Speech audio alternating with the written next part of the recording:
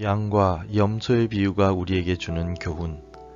마태복음 25장 31절에서 46절 말씀. 인자가 자기 영광으로 모든 천사와 함께 올 때에 자기 영광의 보좌에 앉으리니 모든 민족을 그 앞에 모으고 각각 구분하기를 목자가 양과 염소를 구분하는 것 같이 하여 양은 그 오른편에 염소는 왼편에 두리라. 그때 임금이 그 오른편에 있는 자들에게 이르시되 내 아버지께 복받을 자들이여 나와 창세로부터 너희를 위하여 예비된 나라를 상속받으라. 내가 줄일 때 너희가 먹을 것을 주었고 목마를 때 마시게 하였고 나그네 되었을 때 영접하였고 헐벗었을 때 옷을 입혔고 병들었을 때 돌보았고 옥에 갇혔을 때 와서 보았느니라. 이에 의인들이 대답하여 이르되 주여 우리가 어느 때 주께서 줄이신 것을 보고 음식을 대접하였으며 목마르신 것을 보고 마시게 하였나이까.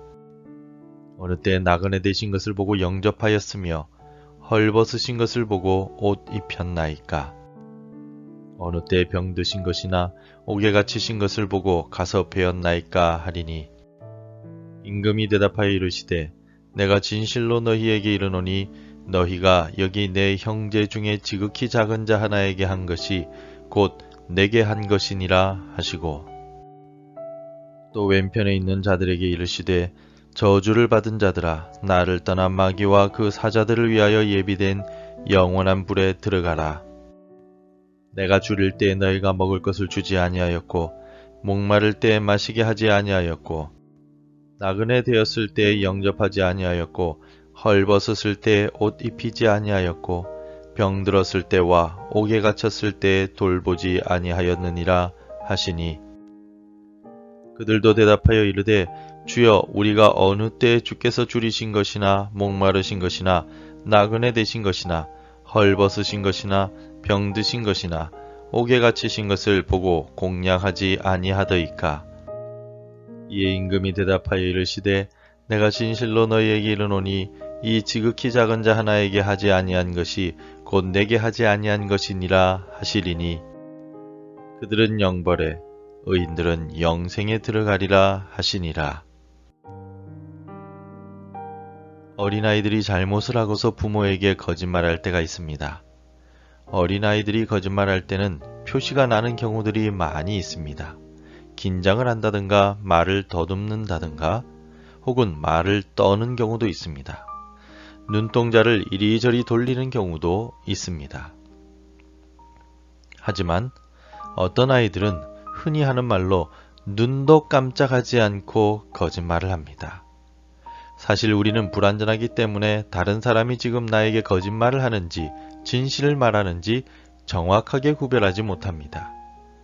하지만 모든 것을 알고 계신 하나님은 우리의 생각과 마음까지 보시기에 거짓과 진실을 쉽게 구별하십니다.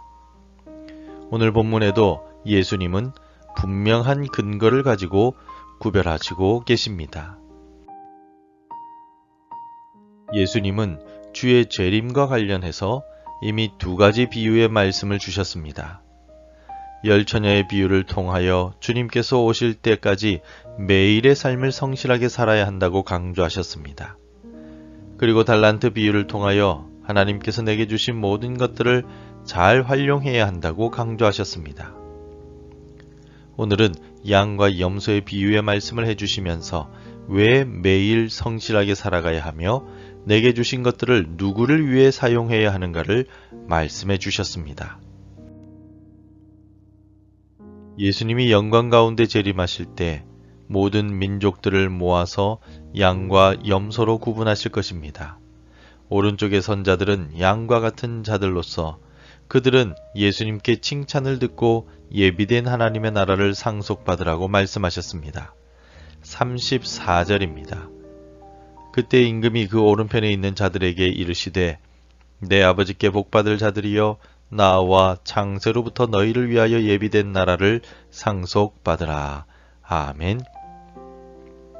하지만 반대편에 서 있는 염소와 같은 자들에게는 저주를 받은 자라고 부르시며 마귀와 그 사자들을 위해 예비된 영원한 불에 들어가라고 심판하셨습니다. 그렇다면 예수님은 양과 염소를 어떤 기준으로 구분을 하셨습니까? 40절 말씀입니다. 임금이 대답하여 이르시되 내가 진실로 너희에게 이르노니 너희가 여기 내 형제 중 지극히 작은 자 하나에게 한 것이 곧 내게 한 것이니라 하시고 아멘. 예수님께서 말씀하신 내 형제는 예수 그리스도를 믿는 모든 성도들을 의미합니다. 그리고 지극히 작은 자라는 말은 사람들이 별로 주목하지 않는 낮은 위치에 혹은 사람들의 관심을 받지 못하는 자 또는 세신자를 가리킵니다. 그러므로 양과 염소로 나누어지는 기준은 함께 신앙생활하는 성도들 중에서 다른 이들에게 특별히 주목을 받지 못하고 관심의 대상이 되지 못하는 이들을 살피는 사람이냐 아니냐라는 뜻입니다. 또한 말로만 하는 것이 아니라 실제로 찾고 돌보고 만나야 한다는 사실을 예수님은 우리에게 말씀해 주고 계십니다. 첫째로, 누구를 섬기며 살아야 하는가? 오늘 본문의 양과 염소의 비유를 통하여 우리는 가장 먼저 누구를 위해 살아야 하는가를 생각해야 합니다. 열처녀의 비유에서 성실하게 살아가야 하는데 누구를 위해 성실하게 살아야 할까요? 또 달란트 비유에서 내게 주신 재능을 열심히 활용해서 남겨야 하는데 누구를 위해서 재능을 활용해야 하겠습니까? 예수님은 오늘 비유의 말씀을 통하여 믿음의 형제 자매들을 위해서 성실하게 살아가고 재능을 사용해야 한다고 말씀해 주셨습니다. 흔히 하나님을 위해 성실하게 살아가고 재능을 사용해야 한다고 생각하지만 보이지 않는 하나님을 구체적으로 어떻게 섬겨야 하는가가 분명하지 않습니다. 그래서 예수님은 보이지 않는 하나님을 섬기고자 한다면 믿음의 공동체 안에 있는 가장 약하거나 소외된 이들, 이제 막 신앙생활을 시작한 새신자들을 섬겨야 한다고 말씀하신 것입니다. 우리가 섬기고 돌보아야만 하는 대상은 우리 가족 중에 가장 약한 자, 우리 교회 안에 가장 약한 자들입니다. 사도 바울은 그래서 이렇게 말한 바가 있습니다. 로마서 15장 1절 2절에서 믿음이 강한 우리는 마땅히 믿음이 약한 자의 약점을 담당하고 자기를 기쁘게 하지 아니할 것이라. 우리 각 사람이 이웃을 기쁘게 하되 선을 이루고 덕을 세우도록 할지니라. 아멘. 사도 바울은 약한 자의 약점을 믿음이 강한 우리가 담당해야 한다고 말합니다. 먼저 믿은 자는 약한 자를 돌보고 섬겨야 합니다. 우리 가족이나 교회 성도들 중에 고통 중에 있는 성도를 알고 있습니까? 새신자가 있습니까? 이 새벽에 그를 위하여 기도합시다. 두 번째로, 어떻게 섬겨야 하는가에 대한 문제입니다. 우리는 우리 가족이나 믿음의 성도들 가운데 약한 자, 소외된 자, 새신자들을 어떻게 섬겨야 할까요? 예수님은 오늘 본문을 통하여 실제로 행동으로 옮겨서 섬기라고 말씀하셨습니다. 우리의 작은 자들이 배고플 때나 목마를 때, 방황하거나 고통을 당할 때 직접 손을 내밀어 도와야 한다고 말씀하셨습니다. 말로만 하지 말고 직접 그들의 필요를 채울 수 있어야 지극히 작은 자들에게 행하는 것이며 동시에 예수님을 섬기는 일이 됩니다. 그래서 야고보는 성도들에게 이렇게 말한 바가 있습니다. 야고보서 2장 15절 17절에서 만일 형제나 자매가 헐벗고 일용할 양식이 없는데 너희 중에 누구든지 그에게 이르되 평안히 가라, 덥게 하라, 배부르게 하라 하며 그 몸에 쓸 것을 주지 아니하면 무슨 유익이 있으리요. 이와 같이 행함이 없는 믿음은 그 자체가 죽은 것이라. 아멘. 소외되고 어려움을 겪고 있는 믿음의 성도들에게 말만 할 것이 아니라 실제로 찾아가서 필요를 채워 주어야 합니다.